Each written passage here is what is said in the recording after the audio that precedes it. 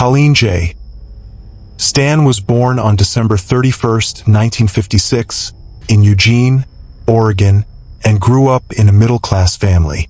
Her childhood was filled with the typical rhythms of family life, school, and friends. But even at a young age, there was something different about Colleen. She had an undeniable sense of adventure, a restless spirit that often led her to explore the world beyond her doorstep. She wasn't the type of person who was content to sit idly by. Colleen sought excitement, the thrill of the unknown. Whether it was hiking through the forests near her home or venturing to nearby towns, Colleen was always eager to discover what lay beyond the familiar.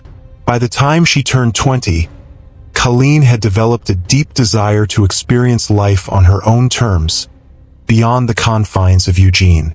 She craved new adventures and wanted to break free from the small-town life that had defined her early years. Like many young people seeking to carve out their own path, Colleen was drawn to the freedom of the open road. In the spring of 1977, Colleen decided to hitchhike to a friend's birthday party in Westwood, California, hoping that the journey would provide her with the excitement and freedom she longed for.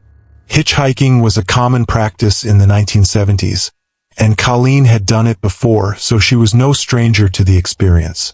In fact, she found it exhilarating, meeting new people, hearing their stories, and experiencing the unpredictable nature of life on the road. She believed that the world was full of good, kind people, and that a trusting heart would get her where she needed to go. It was on May 19, 1977, that Colleen set out from Eugene, her heart light with anticipation for the trip ahead. She was young, full of energy, and eager to experience what lay beyond her familiar surroundings. She started her journey with a sense of excitement, not knowing that this simple decision would soon place her in the midst of one of the darkest, most harrowing experiences a person could endure. As Colleen made her way along the highway, she was picked up by several truck drivers who offered her rides. These were uneventful experiences that only reinforced her belief in the goodness of the people she met. Each ride seemed like a chance to learn something new, to share stories, and to enjoy the camaraderie that comes with traveling. There was nothing about these interactions that raised any red flags, just normal, friendly conversations. Colleen continued on, blissfully unaware that the false sense of security she was building would soon be shattered. Her belief that hitchhiking was a harmless, carefree way to travel began to shift, but not because of anything she had seen or experienced directly. It was in the second leg of her journey that she would meet someone who would change her life forever. As she traveled along the road, a blue van pulled up beside her, offering a ride. It seemed like just another friendly gesture. A man and his wife, traveling with their infant child, asking if she needed a lift. The presence of the child gave Colleen a sense of reassurance. After all, what harm could come from a family on a road trip? Little did she know, this seemingly innocent encounter was about to spiral into a nightmare. The decision to accept the ride from Cameron Hooker would prove to be the most fateful of her life. Trusting the family and feeling comfortable in their presence, Colleen climbed into the van, unaware that it would be the start of a 7-year ordeal that would test her resilience, spirit, and ability to survive against unimaginable odds. As the van drove further from the main highway, the atmosphere shifted subtly. The conversation was casual at first, with Colleen making small talk with Cameron and his wife, Janice. Everything seemed normal, too normal, in fact. The couple seemed polite, and the child provided an added sense of security. But then, in a split second, the atmosphere changed. Cameron suddenly veered off the road into a desolate, wooded area.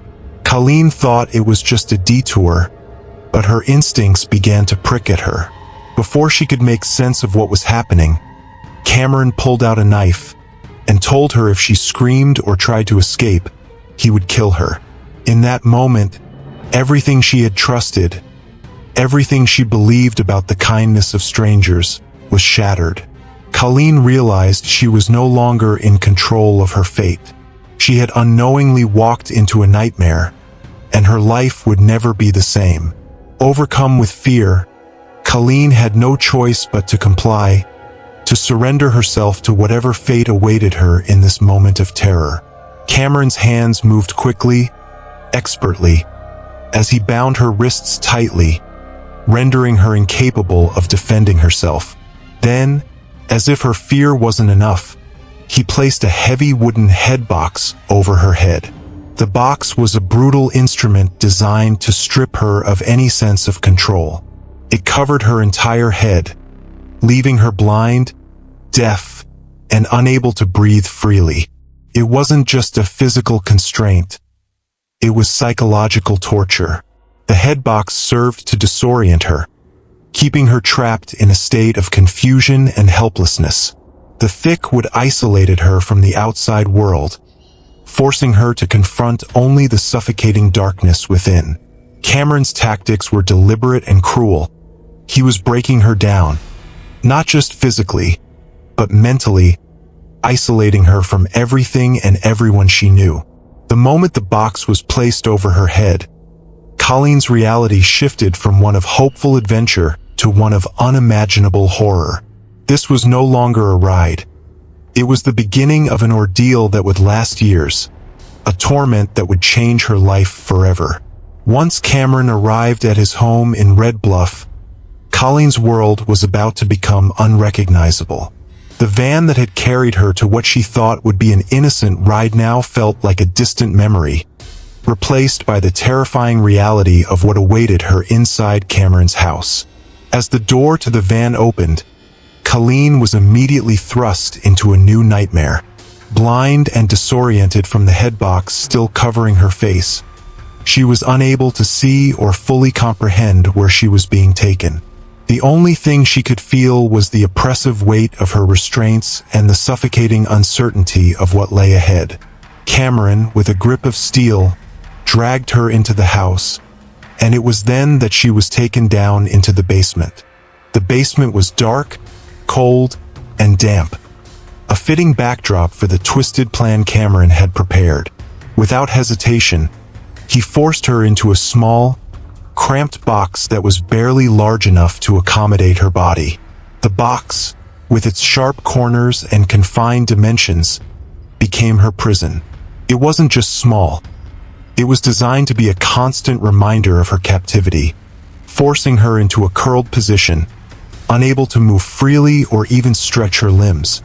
The box was an instrument of complete control, a device that kept her isolated from the world above.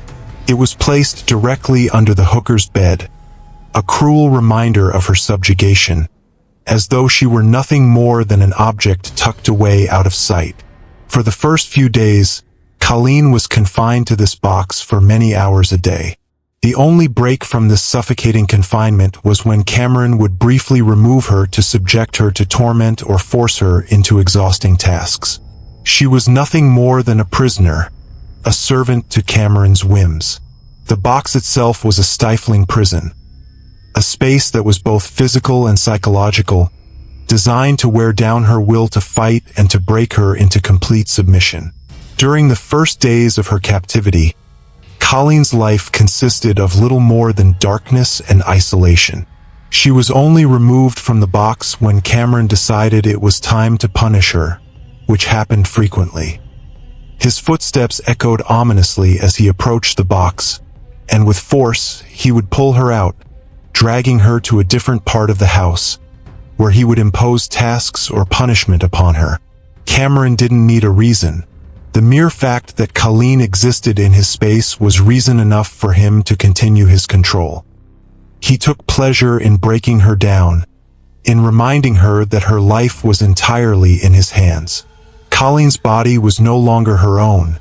Her thoughts were no longer hers. Nothing in her life was her own anymore. Cameron's cruelty was relentless, and each day in the box felt like an eternity of despair. But Cameron was not alone in this dreadful captivity. His wife, Janice, was complicit in the abuse. Though initially hesitant, Janice was eventually manipulated by Cameron into believing that Colleen was simply part of their household arrangement. Cameron painted a picture of Colleen as nothing more than a servant, an object for them to control and treat as they pleased. He twisted the truth and created a narrative where Janice was convinced that Colleen had consented to this life, that she was just another part of their family in some twisted, delusional sense. This manipulation was key to keeping Colleen locked away. Janice participated in Colleen's abuse, both physically and mentally. She took part in the torment, helping Cameron to enforce his control, carrying out acts of cruelty that Colleen would never forget. The psychological torment was as damaging as the physical abuse. Janice's involvement was a constant reminder to Colleen that she was trapped, not just by Cameron, but by the twisted dynamic Cameron had created within their household. Together, Cameron and Janice made sure that Colleen's world was small and broken. She was isolated, tortured, and made to believe that her life had no value beyond the confines of that tiny box. For 7 long years, Colleen would remain trapped in that darkness, a mere object of Cameron's control, with only occasional glimpses of freedom or reprieve. These moments were designed to maintain the illusion of hope, making her believe that she had a chance at survival, if only she obeyed. As the months turned into years, the abuse Colleen endured became more systematic, more deliberate. What had initially started as random acts of cruelty gradually developed into a pattern, as if Cameron had planned out her suffering, ensuring that it would break her mentally and physically over time. Each day, Colleen's world grew smaller, until it was reduced to the tiny, confined space of the box and the ongoing mistreatment she suffered. Cameron and Janice worked together, employing various methods to strip Colleen of her will. She was often restrained, her hands tightly bound, causing pain and swelling, limiting her ability to move freely. The punishment became routine, and each instance was harsher than the last. Cameron's physical control was overpowering, and he would use force to instill fear and submission. However, the physical discomfort was not the most damaging part. Cameron escalated his tactics, subjecting her to shock treatments designed to break her spirit and undermine her sense of self. Alongside the physical torment came a more insidious form of abuse, emotional manipulation. Colleen's autonomy was taken away, and her body was treated as if it belonged solely to Cameron, with no regard for her dignity. His cruelty had one purpose: to dominate her and instill fear, ensuring she felt powerless and trapped. Cameron repeatedly reminded her that she was his property, and that any attempt to resist would only bring more harm to her and those she cared about. He painted a picture of a secret, powerful organization known as the Company, claiming that they had complete control over her fate. According to Cameron, this organization had far-reaching influence and would punish her and her loved ones if she even thought about escaping. Cameron's words seeped into Colleen's mind, further eroding her hope and resolve. He convinced her that the Company had eyes everywhere, and no matter where she went, they would be watching. This fear made Colleen believe that any effort to fight back or escape would result in severe consequences, not just for her, but for her family as well. Her once safe and loving family became an unwitting tool in Cameron's manipulation. The isolation Colleen experienced grew deeper, and as the years passed, she began to accept Cameron's twisted stories as truth. She believed that there was no way out, that she was completely trapped, both physically and mentally. Cameron's constant threats kept her in a perpetual state of fear, making her believe that her survival depended on submission, and that her family's safety rested on her compliance. In her vulnerable, broken state, Colleen had no reason to question Cameron's words. Her once strong sense of independence and self-worth had been methodically stripped away. She no longer recognized the woman who had set out on that hitchhiking trip months earlier, full of hope and excitement for the future. Instead, she was a shell, a person who had come to believe that she had no value beyond her submission to Cameron's demands. Each day, Colleen's resistance to her situation dwindled, and what little hope she had left faded further into the darkness. She had been convinced that there was no other way, no other option but to comply with Cameron's demands. Any thought of escape was not just a pipe dream, it was an impossibility. She was trapped, physically and mentally, in a world of Cameron's making, and she had come to believe that there was no way out. Despite the unrelenting cruelty that had become her daily existence, Colleen was not entirely cut off from the world. As time went on, Cameron began to allow her some small, seemingly benign freedoms. It was as though he was offering her tiny crumbs of humanity to keep her compliant, but these allowances were far from acts of kindness. They were part of his insidious control over her. Cameron, ever the manipulator, would give Colleen small tasks to perform around the house. She was made to clean, cook, and care for the hooker's children, activities that might have felt normal under different circumstances but were laden with psychological weight in her situation. The tasks, though mundane, were carefully calculated to reinforce the idea that she still had a purpose. At least, a purpose according to Cameron's twisted view of the world. Occasionally, Cameron would even allow Colleen to go for short jogs, something that might seem like a gesture of mercy, but was in reality another form of control. These jogs were not for Colleen's benefit, but for Cameron's continued dominance over her. He would set strict conditions for these outings, allowing her only limited space to move, always watching her closely. Every step she took, every breath she exhaled, was under Cameron's surveillance. He made sure she knew that her freedom, no matter how small or fleeting, was something he granted her, something he could take away at any moment. Colleen might have been allowed to stretch her legs, but even in those moments of relative freedom, she was still bound by the invisible chains of Cameron's power. The jogs were no escape. They were simply another reminder that her movements, her actions, her very existence, were all controlled by him. At times, these small freedoms might have made Colleen feel like she had some semblance of autonomy, but in reality, they were designed to reinforce the lie that she had control over her life. Cameron's manipulation had twisted the concept of autonomy into something hollow. He made her believe that she was free to make choices, while all along he was pulling the strings. He allowed her just enough freedom to keep her compliant, to keep her in a state of psychological disarray, where she would question her own reality. Could she really escape if Cameron gave her these small moments of mercy? Or was it just another way to keep her in line, to wear down her resistance bit by bit? Colleen's life, though slightly more bearable at times, was still completely dictated by Cameron. She was never truly free. The small tasks, the jogs, the occasional moments where she felt like a human being again, were always tethered to the threat of further abuse. Cameron's control never wavered, and the psychological toll it took on Colleen was immeasurable.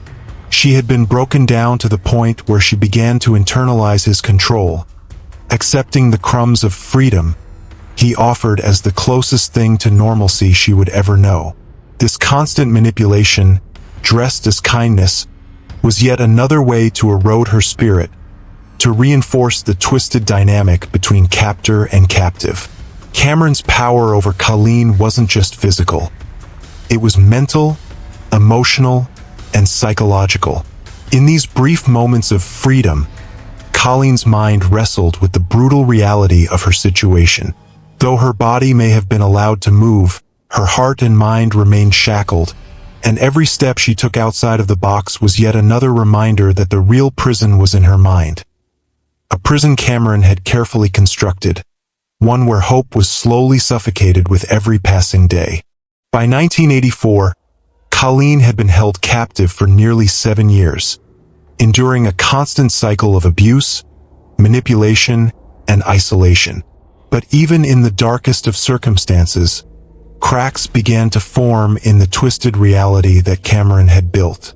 Janice, Cameron's wife, who had once been complicit in the abuse, began to experience a deep sense of guilt and remorse for the role she had played in Colleen's suffering. Over the years, Janice had been manipulated just as much as Colleen, though in different ways. Cameron had convinced her that their actions were justified, that Colleen's captivity was a necessary part of their arrangement. But as time passed, the weight of what was happening in their home became too much for Janice to ignore. Janice's conscience slowly began to unravel the lies she had believed for so long. She had been living in denial, but now the truth started to surface. Slowly, painfully, but undeniably. Janice came to realize that Cameron's claims of being part of a secretive, powerful organization, the company, were nothing more than a twisted fabrication designed to keep Colleen in a perpetual state of fear and submission. There was no all-powerful group watching Colleen's every move, no invisible hand controlling her fate. It had all been a lie, and Janice began to see the horrific extent of Cameron's manipulation. The realization hit her like a wave, and it shook her to her core.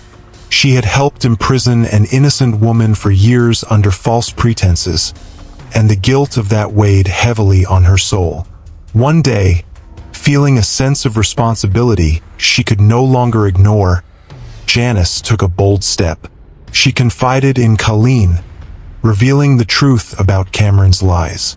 She told Colleen that the company was a complete fabrication, and that Cameron had no control over her.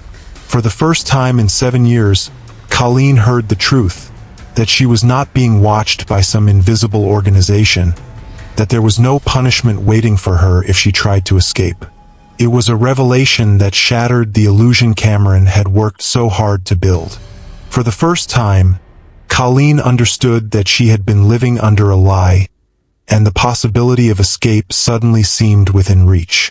Janice's confession wasn't just the truth, it was a lifeline.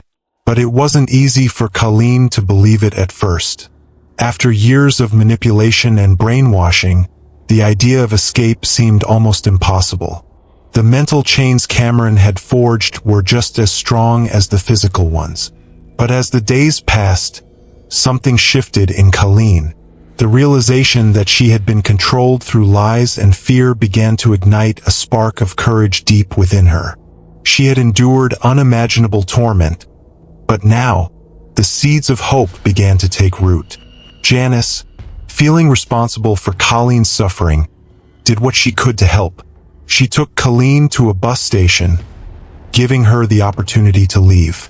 It was the first step toward freedom, a moment that Colleen would never forget. After years of living in darkness, Colleen was finally able to break free. As she walked away from the house, the weight of the past began to lift, even if only for a moment. She was out, she was free, and the world beyond the walls that had confined her for so long suddenly seemed vast and full of possibility. Colleen contacted her family, who had been desperately searching for her during her years of captivity. The reunion was a bittersweet moment of relief and anguish, as Colleen realized how much time had been stolen from her. Yet, despite the trauma she had endured, she was finally home, surrounded by the love and support she had been denied for so long. Her escape was not just an act of physical freedom.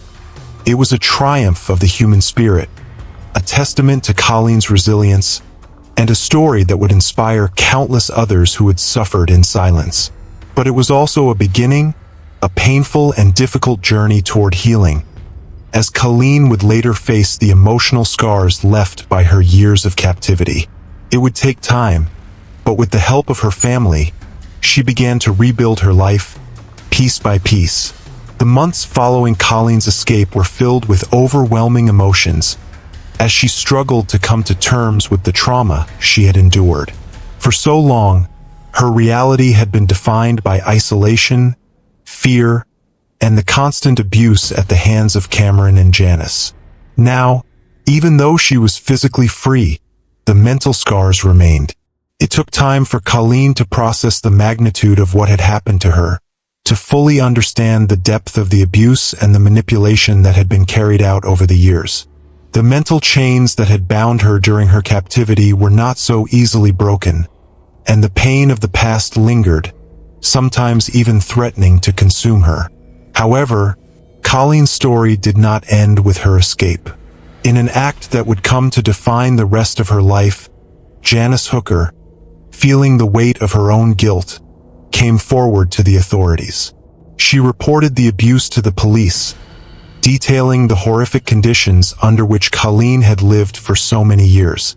Janice's decision to speak out was a pivotal moment in the case, as it provided critical information that would ultimately lead to Cameron Hooker's arrest. For Colleen, it was another bittersweet moment, knowing that the man who had held her captive for so long would finally face justice.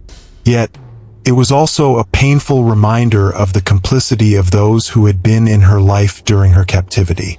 In 1985, after a lengthy investigation, Cameron Hooker was arrested and charged with a series of heinous crimes, including kidnapping, SA, and false imprisonment. The charges reflected the full extent of the torment he had subjected Colleen to over the years. His trial was a long, grueling process, but in the end, justice was served. Cameron was convicted and sentenced to 104 years in prison, a sentence that would keep him behind bars for the rest of his life. It was a hard-won victory, not only for Colleen but for everyone who had been impacted by his twisted actions. Yet, despite his conviction, the psychological toll on Colleen was immense. The years of captivity had left deep emotional scars that could never fully be erased by any legal victory. The trauma Colleen had experienced was not something that could be fixed with a prison sentence or with time alone. The pain, the fear, and the isolation she had endured were etched into her soul, and they would remain with her for the rest of her life. But despite the immense suffering she had gone through, Colleen showed incredible resilience. She found the strength to reclaim her life, step by painful step, refusing to be defined solely by the horrors she had endured. Colleen's journey from captivity to freedom became a testament to the strength of the human spirit. Over the years, she bravely shared her story with the world, using her experience to raise awareness about the realities of captivity, abuse, and the insidious nature of psychological manipulation. She became an advocate for those who had suffered in silence, offering hope to others who might have found themselves in similar circumstances. Through her words, she helped others understand how easily a person could be trapped, not just physically, but mentally and emotionally, by someone who preyed on their vulnerabilities. While Colleen's life after captivity was far from easy, she fought every day to heal. The process was long, filled with setbacks and often overwhelming. But Colleen refused to let her past define her. She became an example of survival, a symbol of strength and perseverance. She found purpose in her pain, using her story to educate others about the dangers of captivity and abuse, and the importance of mental health recovery after such experiences. Her journey, one that had begun with unimaginable darkness, became a beacon of hope for others, showing that even in the most desperate of circumstances, the human spirit could still find a way to break free.